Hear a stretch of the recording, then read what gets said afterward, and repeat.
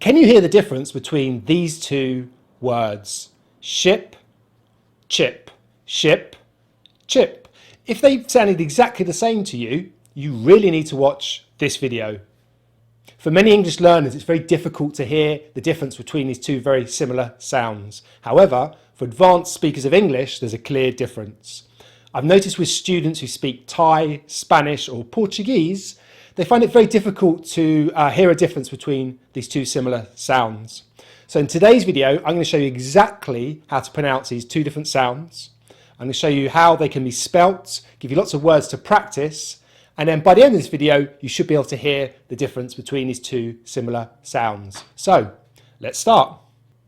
So how do we make these two different sounds? Well, they're both voiceless sounds. We do not use our voice box. There's no vibration. We start with the lips a little bit rounded, as if we're going in for a kiss, and then the teeth come close together. Now inside the mouth, the tongue is flat and very close to the roof of the mouth.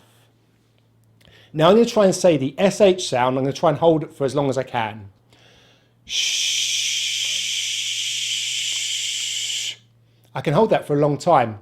Now I'm going to try and make the CH sound and see if I can hold it for a long time. Ch, ch, ch. It's not possible, and that's the main difference between these two sounds. So the SH sound is one long continuous breath of air. A little bit like when we want to ask someone to be quiet, we say shh. And the CH sound is just one strong puff of air and then it stops. And we do that, we control that with the tip of our tongue inside our mouths, like so. So we have the tongue here and the roof. So we block the air and release. Ch, ch, ch. And that's the main difference between these sounds. So let's review that. So first, it's the use of air. One is a continuous flow of air, the SH, and the CH is just one strong puff of air, then it stops. It's also how long you can hold the sound for. With the SH, you can hold it for quite a long time. The CH, it's not possible. It's a very short sound. The SH sound is a frictive sound, meaning there's a constant flow of air squeezed through a block, like friction. So CH is a affrictive sound, plosive followed by frictive, meaning a single strong puff of air is blocked, then released and held for just a moment. Now for some examples of the SH sound with its different spellings. So first we have SH, so we have sheet, English, fish.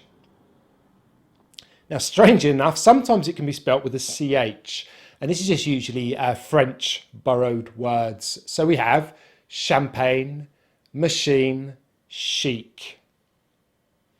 Now we have it spelt with a T, so we have words like station, patient, action.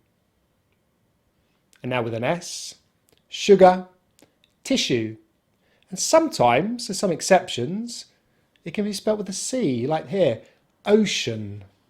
Now for some examples of the CH sound and its different spellings. This is a bit more straightforward. There's just two different ways to spell it. And the first one is obviously with the CH. So we have check, China, cheer, each.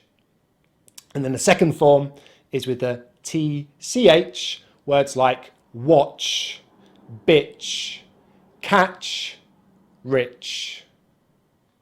Okay, so now let's use some minimal pairs to help you hear the difference between these two very similar sounding words. Minimal pairs are when we have two words that have very similar pronunciation, but there's just one sound that is different. So we have shoes, choose, ship, chip, chop, shop, chin, shin, watch, wash. Good. Okay, now I've got a few sentences. Now these are just nonsense sentences, but it's nice to practice like this with lots of SHs and CH sounds in them. Sharon should show more patience in relation to her Welsh relations. Should she sell shorts, shirts, fish and seashells in the same shop? Chet and Charles are like chalk and cheese. Such cheap Chilean chocolates made Butch wretch. So if you like this video, why don't you give it a thumbs up so that more learners can find it?